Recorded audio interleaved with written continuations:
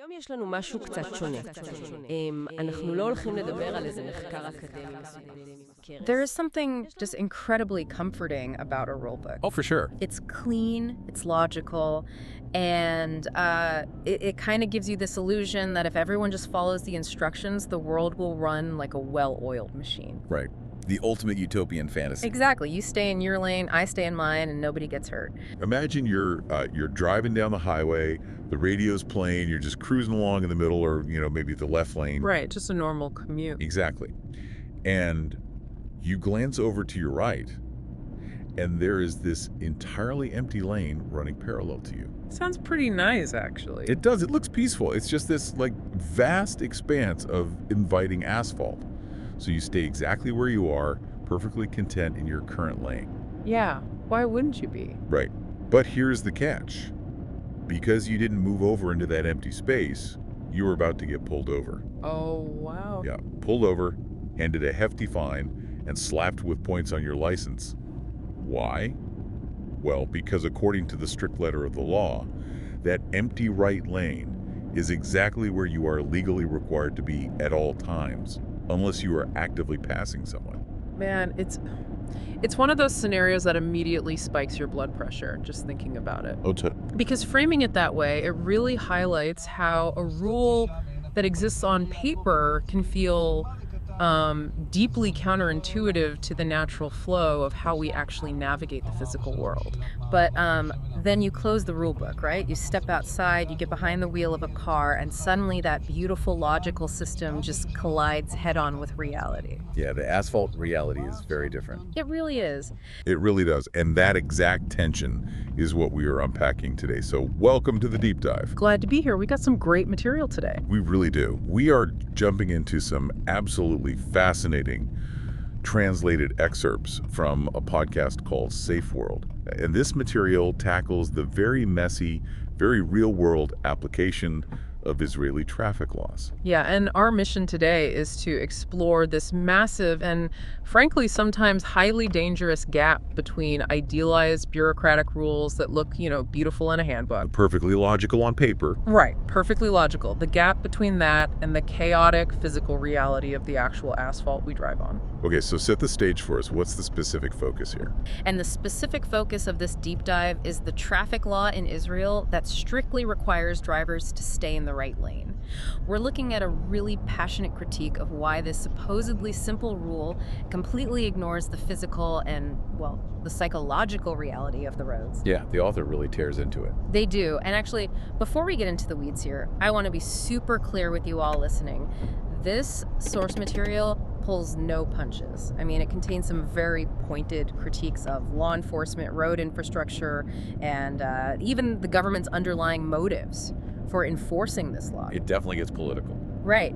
And as your guides on this deep dive, we are not taking sides. We are not endorsing the author's viewpoint that this is just some giant tax collection scheme, nor are we defending the authorities. Our mission is strictly to act as impartial explorers. We're just unpacking the arguments and the wildly vivid ideas contained within this text so you can wrap your head around the mechanics of this debate. Which is a really complex debate. It is. All right, let's unpack this. Because to really grasp the absurdity of the situation, we have to start with the official rule itself. Right. So the core data point from the police is this. Failing to keep to the right lane isn't treated as Highly specific but universally relatable traffic mandate. It's the legal requirement for drivers to keep to the right-hand lane. And the analysis we're looking at offers this really multifaceted critique of how the strict, unyielding enforcement of this one single law completely clashes with, pretty much everything. The physical infrastructure, the behavioral norms of the other drivers, and even the basic engineering of the roads themselves. Before we look at the rebellion against the rule, can you lay out the official stance? What exactly is the utopian ideal the authorities are even aiming for here? לפי החוק, אי שמירה על הנתיב הימני אינה עבירה גוררת בצידה קנס של 250 ש"ח ו6 נקודות לחובתו של במסגרת פעילות אכיפה נגד עבירות התנהגות כביש ועבירות מסכנות חיים. אגף התנועה מגביר בימים אלה את האכיפה נגד עבירת אי שמירה על הימני במטרה לאפשר זרימה רציפה ומיטבית של התנועה בכביש. Yeah, so the text actually opens by quoting the official police statement verbatim, just to, set that baseline.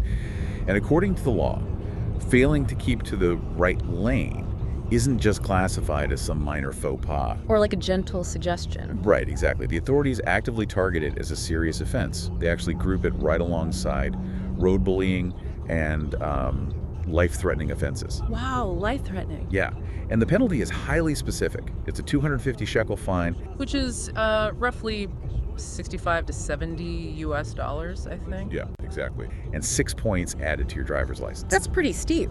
It is.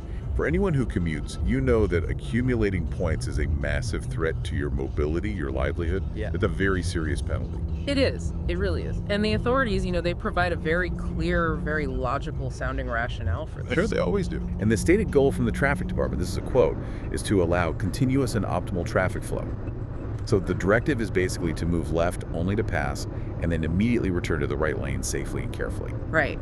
So from an enforcement perspective, cracking down on left lane camping is meant to combat road bullying, prevent life-threatening aggressive driving, and allow for what they call a, quote, continuous and optimal flow of traffic. Continuous and optimal flow. Reading that official goal, the whole continuous and optimal traffic flow thing, it immediately brought high school science class to my mind. Oh yeah, how so? Well, it's like one of those textbook physics problems that tells you to assume a frictionless vacuum. Okay. Right?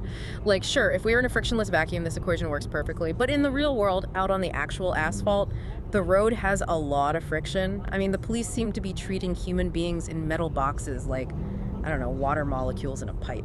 That analogy actually cuts right to the core of traffic engineering, to be honest. Oh, really? Yeah. Systemically, the authorities are basically applying principles of fluid dynamics to highway management. The concept is called laminar flow. Laminar flow, okay. Right.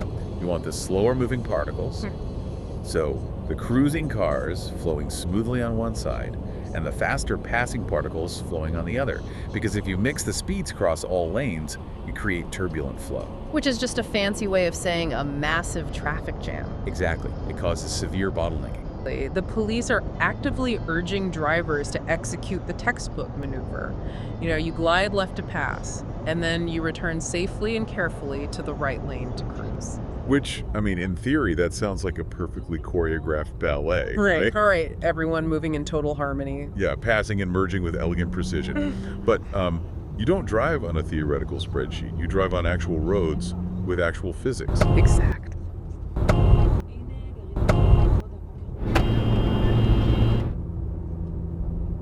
So the logic of moving right to cruise and left to pass is mathematically sound for preventing that turbulence.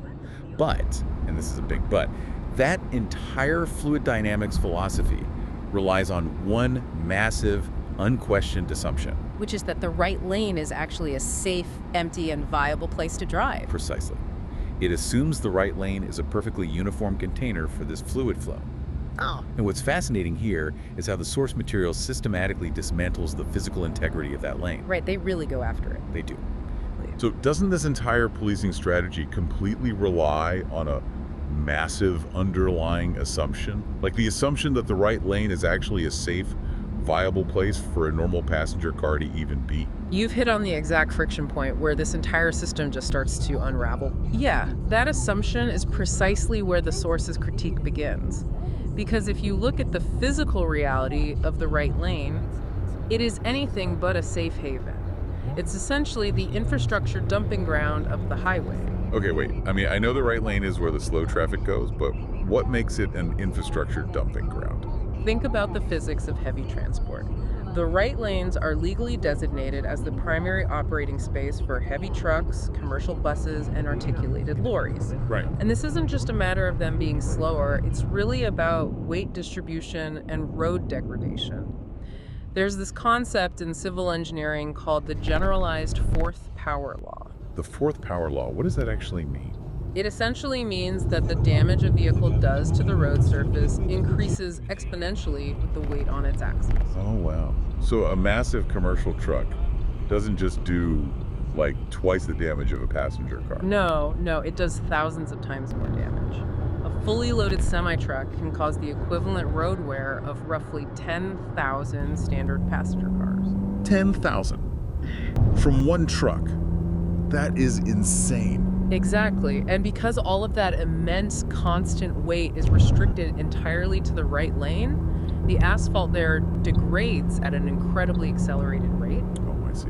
Physically deforms the asphalt over time. It creates this deep rutting, warping, basically, and just a complete minefield of dangerous potholes that simply do not exist in the passing lanes where the lighter vehicles are traveling. So you aren't just cruising, you're navigating this high-speed obstacle course of deep ruts, cracked asphalt, and dangerous potholes that simply, do not exist in the left lanes. That makes so much sense. And Yeah, and it isn't just the static damage to the road itself either. The author brings in these terrifying environmental details that change the physical reality of the road depending on the weather. Oh, the rain section. It's intense. It really is. Take rain, for example. The right lane, basically by virtue of its position on the outer edge of the road, it becomes a literal drainage ditch. Because it's slow. Right. Highways are crowned in the center, meaning they slope downward to shed water. So that water, along with, all the oil and dangerous debris swept off the passing lanes, it all collects on the right. It's a mess. A total mess.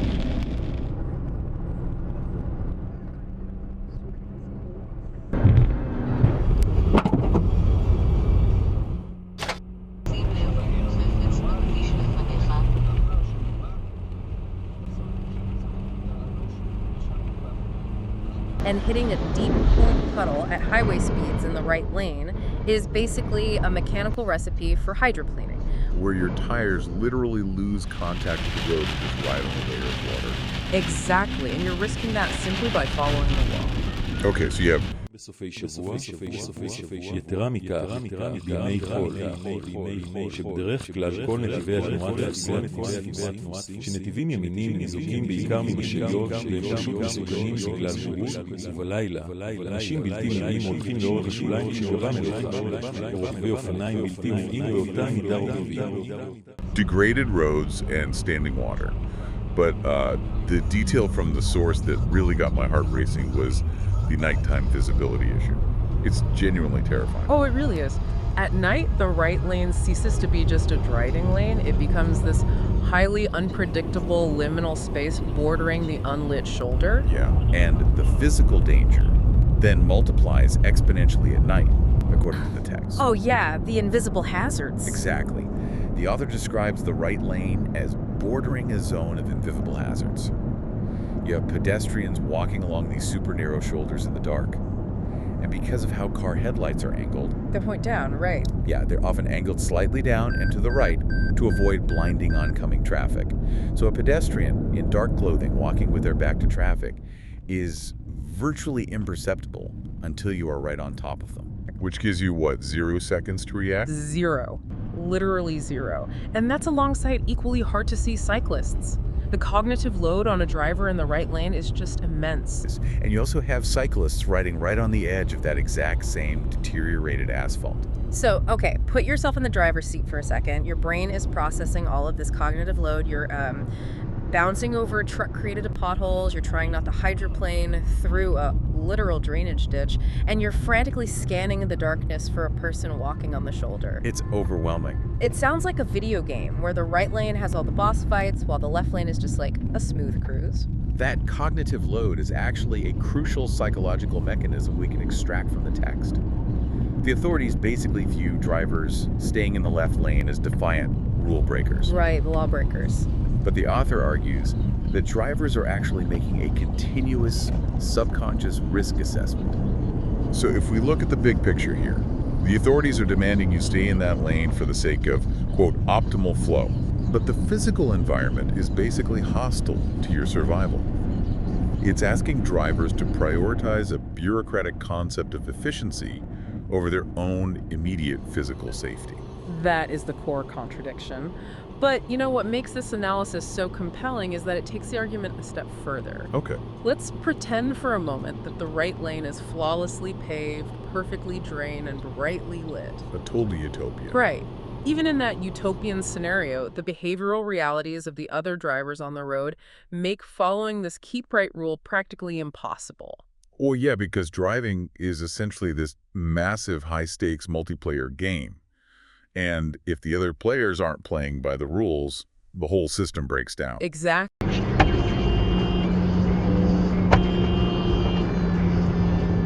And the most glaring behavioral breakdown mentioned in this material is the signaling problem. Yes. The book dictates that the right lane is the correct and safe place to be. But human survival instincts, our visual processing, and just the jarring feedback from a car's suspension system, all of it is screaming that the right lane is a highly dangerous hazard zone. So they're prioritizing their perceived physical safety over legal compliance. Exactly.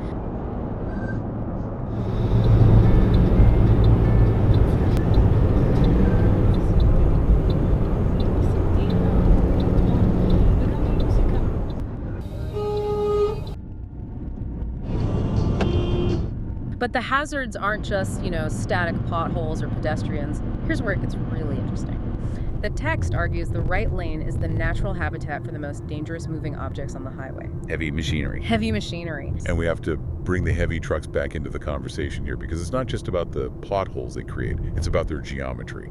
A commercial truck has massive blind spots, particularly on its right side and directly behind it. Right, the no zones. And the critique highlights the terrifying reality of being sandwiched in these zones. If you are forced to linger in the right lane, navigating between two massive trucks where no one, not you, not the truck drivers, actually knows the precise, safe braking distance, It's just a recipe for disaster. it's incredibly dangerous.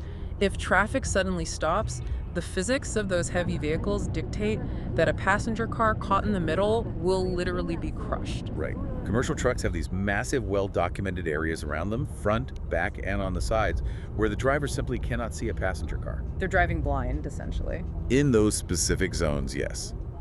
And the text highlights this specific, nightmarish scenario of getting sandwiched between two heavy trucks in the right lane. You have one massive wall of steel in front of you and another one looming right in your rear view mirror.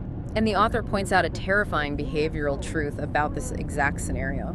Almost no one on the road seems to truly understand the physics of safe braking distances. Oh, people definitely don't. No. And the source uses this darkly comedic, almost horrifying phrasing for what happens when the truck behind you doesn't stop in time.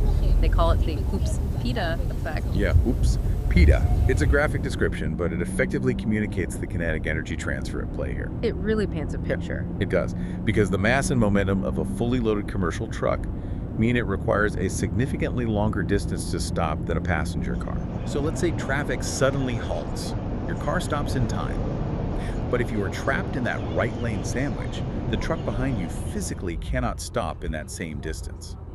Your passenger car basically becomes the crush zone, absorbing all of that kinetic energy. You become the filling in a heavy metal sandwich. Oops, PETA! It's an incredibly memorable way to frame it. Which brings us to a really fascinating point in the source material.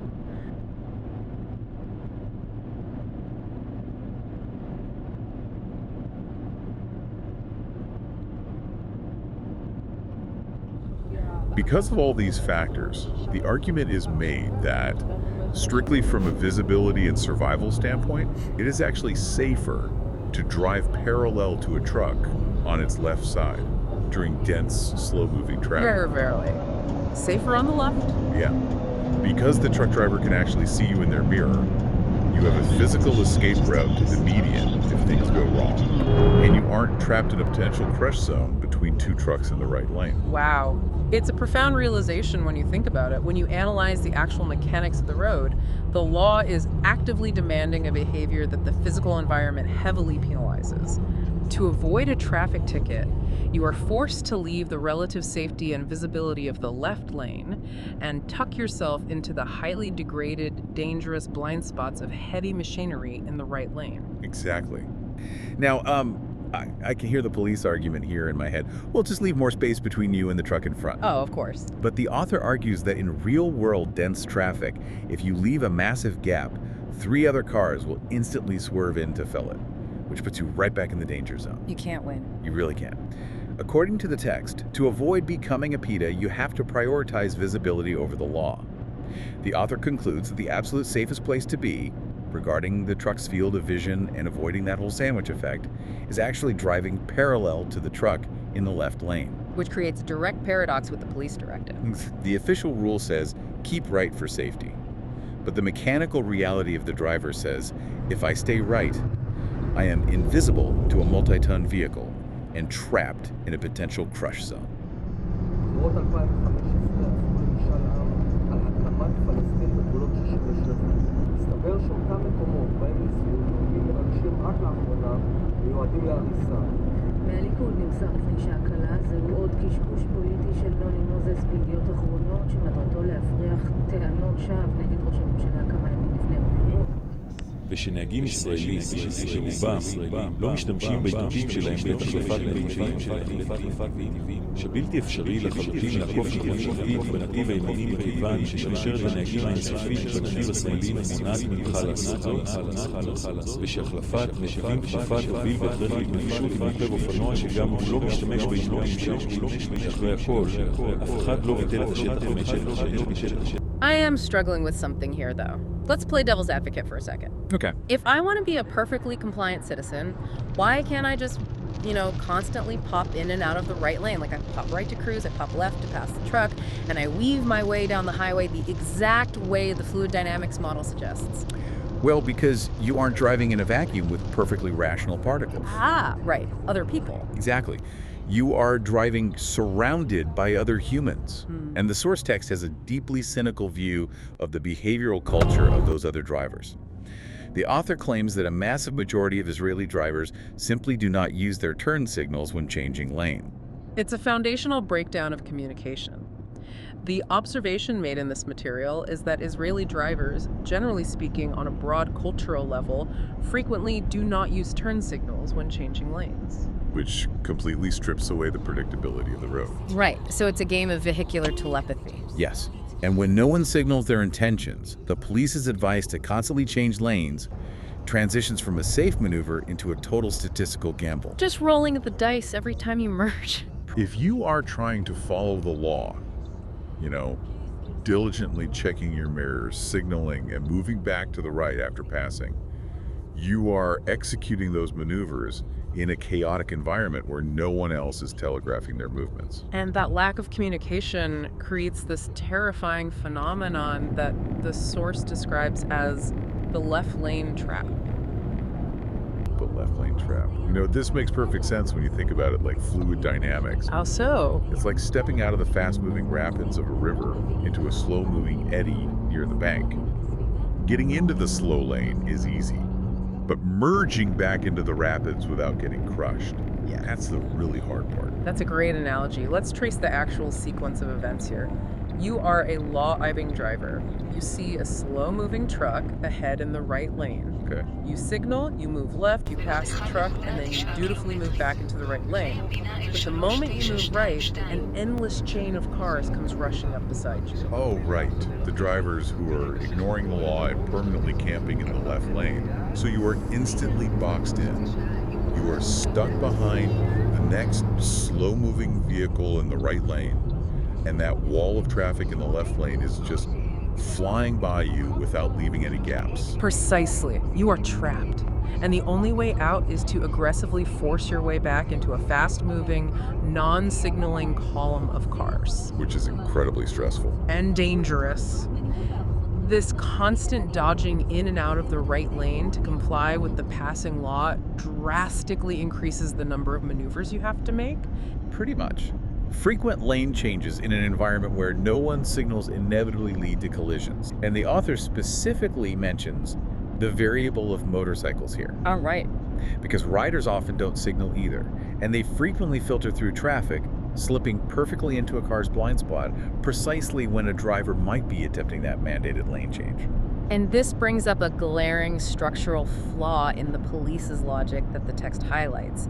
If you follow the rules, right, and you merge into the right lane to cruise, you are essentially building a trap for yourself. Complete trap.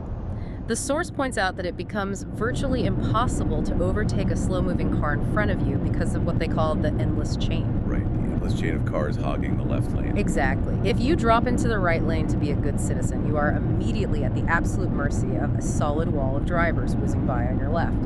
And the author argues those drivers will not yield. No, they won't. They will not let you back out. You are stuck behind a slow truck indefinitely. If we connect this to the bigger picture, what the author is describing goes far beyond people just being impatient.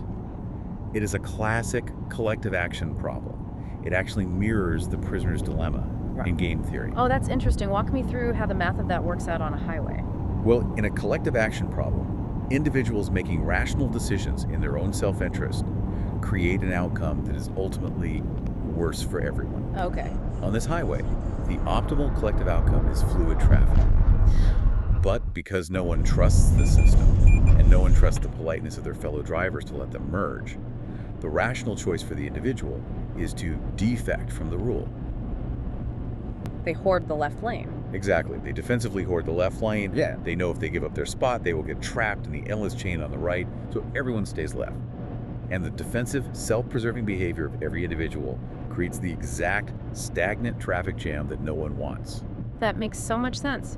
So the authorities are asking drivers to make an individual sacrifice, getting trapped in the right lane, for a collective good that doesn't actually exist because the basic trust is broken. Exactly. The social contract of the road has collapsed. Wow.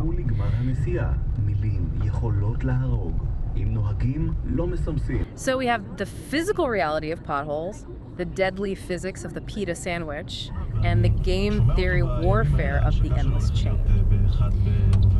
אנחנו רואים את חוק הסמכויות כהצלחה גדולה, אפילו מעבר למצופה. זה מלמד על הנכונות של הציבור. They are everywhere leading up to intersections, exits, and junctions. So the police are pulling you over for failing to return to the right, but the traffic engineers who painted the road have made it illegal to do so in those specific zones. You literally cannot win. It is an impossible legal maze. And this clash between engineering and law happens at highway interchanges too, right? Constantly. Think about the physical design of deceleration lanes and highway exits. Traffic engineers design these interchanges specifically to pull exiting cars out of a main flow of traffic well in advance. Right, to prevent backups. You are physically forced to move left so that merging traffic can enter from the on-ramps or exiting traffic can leave unhindered. Right. And if you need to turn left at an upcoming traffic light, you can't just casually wait until the last 100 meters to merge. As we established with the whole game theory of the endless chain, no one is going to politely yield and let you in. No, they'll block you. So you have to prepare far in advance, which means moving lane long before your actual turn. And, highway driving is complicated enough. Exactly. They want you to move over early so you don't cause a bottleneck. If you're approaching a complex junction, logic and engineering dictate that you must move into your required lane miles ahead of time. Because if you play by the strict, idealized rulebook and you cruise in the left until the absolute last possible second before moving the right lane for your required exit, nobody is going to let you in. Nobody. You are relying entirely on the grace and kindness of strangers in a driving environment that we've already established is aggressive and chaotic. Exactly. And if we take this entire framework, this mandate to keep right, and remove it from the highway entirely, oh boy.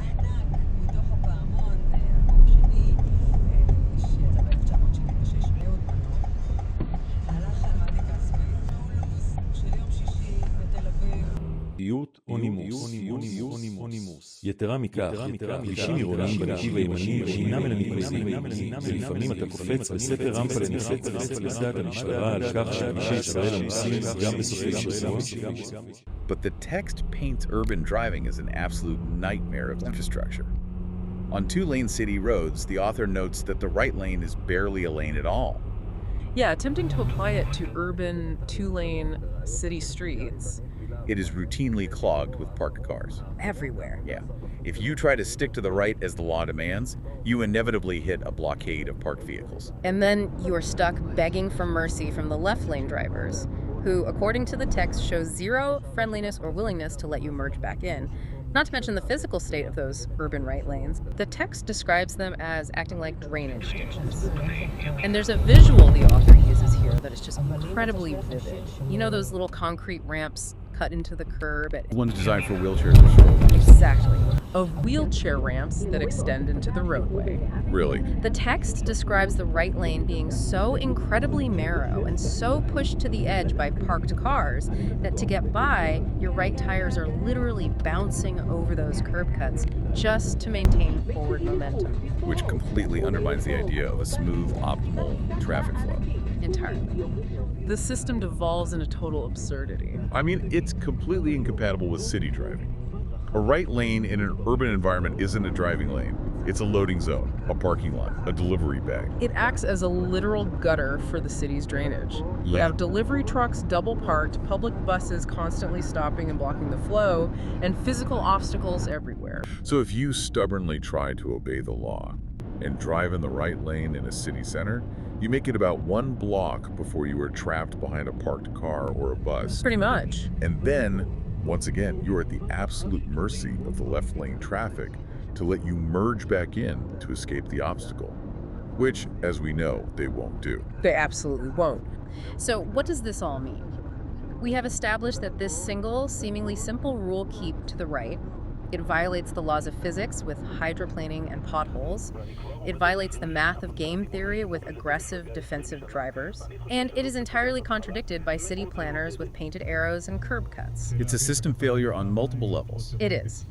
So when we synthesize all of these elements, when the written legal codes, the physical infrastructure of the road, and the established human behavioral norms are in direct, undeniable conflict, what is the actual outcome of enforcing this rule? And this is where the material we are reviewing takes a very sharp, very critical stance. And just to be clear to you listening, this is the argument presented by the analysis. We aren't taking sides here, but it's a powerful argument. Yes, definitely. What is their ultimate conclusion regarding the enforcement of this law? The source's argument is straightforward. They say that if the authorities completely ignore these practical life or death realities on the ground, if they fail to actually repair and improve the physical road network, and if they do absolutely nothing to address and reform the aggressive driving culture, then aggressively enforcing this specific keep right law cannot be about public safety. What do they say it's about then? They argue it functions primarily as a tax collection method for the state. Wow.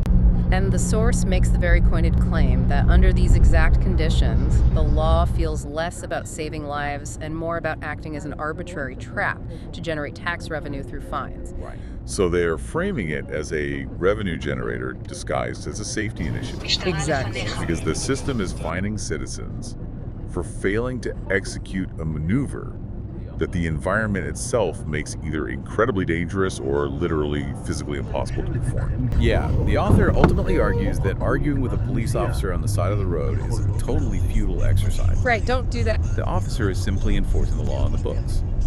That is the core of their critique. And they ground this institutional frustration in some very sobering statistics. Okay. We talk a lot about how far vehicle safety technology has come in recent years. We have advanced crumple zones, side curtain airbags, LiDAR collision avoidance sensors, and automatic emergency braking. Right, cars are basically driving computers now. They are. And again, as a quick reminder to you listening, we are neutrally reporting this critique from the text.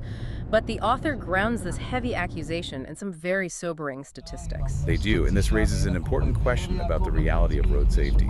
I mean, think about advanced airbags, automatic emergency braking, blind spot monitoring. The death toll on the roads remains staggering. It's heartbreaking. The author cites that since early 2026, the fatality rate in Israel is once again over 1 person per day. Over 1 person dying every single day. That is a heavy, heavy statistic. With all that technology, people are still dying daily, which begs the question, how are the institutions responding to this ongoing crisis? Well, the institutional response is where the source's frustration really boils over. The argument points out a deep sense of systemic apathy. Apathy. כבישים, חשופי דרכים מיובשים בדרך של כל מסביב בלי להתחשב בכך שמספר ההרוגים בכבישים מתחילת 2026 שוב יותר מבין אדם אחת למרות כל שיפור באמצעי ותצעי רכבים. מה אנחנו שומעים שנה אחר שנה? למשל, הליכה, שומעים רק צרוכים. Instead of implementing structural engineering-based solutions or overhauling driver education to teach people how to actually navigate these complex, high-friction environments, the public is met with triviality. Like what? Year after year, the daily tragedies are basically background noise to jokes about traffic jams on popular radio stations like גלגלצ. Oh, wow. תקשיב, אני שמה את המוזיקה שלי לפי השמות שלהם, אני לא יודעת מה יצאנו. כביש בגון נהריה עמוס במקום מזרח לצומת נהריה 6 לו צפון עמוס מכיוון מחלף עירונה במתות 20 דקות. אתם בטוחים לפני שהם עולים על איילון? לפעמים עושים יותר בגללם. ומאזין. מה זה מאזין? כותב הערות קטנות כאלה. טוב, נראה לי מספיק מכל מה שקורה בכבישים. יש גם הפגנה ברמת גן. חברים, אתם בפקקים, זה גיהנום, זה יעבור, אתם תגיעו הביתה. And the author connects that ongoing tragedy directly to public media messaging, or rather, the complete failure of it. The messaging is definitely lacking. The text specifically critiques what drivers actually hear when they turn on the radio. Year after year, the author says, you tune into the popular Galgaletz radio station, and all you get is laughter, entertainment, and music. The psychological mechanism of public safety messaging is entirely broken here, at least according to the text. There is zero practical structural guidance being broadcast to actually help drivers navigate this chaos. Instead, the public is basically spoon-fed what the text calls toothless safety advertisements. Toothless because they don't actually address the root causes we just talked about. Exactly. Vague slogans telling people to drive safely do nothing to solve the game theory of the endless chain. And what about public awareness campaigns? Do those move the needle at all? The analysis dismisses them as entirely toothless. They are characterized as generic safety ads that preach idealized rules, but do absolutely nothing to change the physical reality of the asphalt or the ingrained habits of the drivers. It really paints a picture of a system that is entirely focused on punishing the symptoms of bad infrastructure rather than curing the underlying disease. Yeah. It's like punishing the water for flooding your house when you refuse to fix the broken pipe. And it certainly doesn't change the physics of a truck's braking distance. No, it really doesn't. The messaging places the entire burden of safety on individual politeness in a system structurally designed to punish politeness. Just toothless ads while people continue to die daily. It's a stark, almost tragic contrast between the bureaucratic goal of optimal traffic flow and the daily reality of survival on the asphalt. It highlights a profound systemic disconnect. The authorities are basically treating a complex crisis of infrastructure, physics, and culture as if it were simply a behavioral glitch that can be ironed out with a 250 shekel fine. Wow. So we have covered a massive amount of ground today. What started out as a look at one of the simplest rules in the rule book, stay in the right lane, has unraveled into this incredibly complex web. It really has. We've navigated the physics of truck-crushed potholes and hydroplaning. We've examined the kinetic energy of trying to avoid becoming a heavy metal pita sandwich. We've looked at the game theory of the endless chain. And we've been legally trapped by wheelchair curb cuts. And that is exactly the value of unpacking source material like this. True knowledge is really about understanding the underlying mechanisms. When you read a rule on paper, it is designed for a perfect, frictionless world. Right, the vacuum. But rules eventually have to collide with human psychology, flawed infrastructure, and just the chaotic reality of everyday life. Understanding the friction of that collision is how you truly understand the systems governing the world around you. Perfectly said. That's a perfect way to summarize it. It brings us right back to the central theme of this entire discussion. The massive, undeniable disconnect between a beautifully logical rule keep to the right, pass on the left, and an incredibly imperfect, messy reality. So what does this all mean for us? I mean, this deep dive really exposes how fragile our idealized systems are when they collide with the real world. Absolutely. We started with a simple rule that sounds completely reasonable.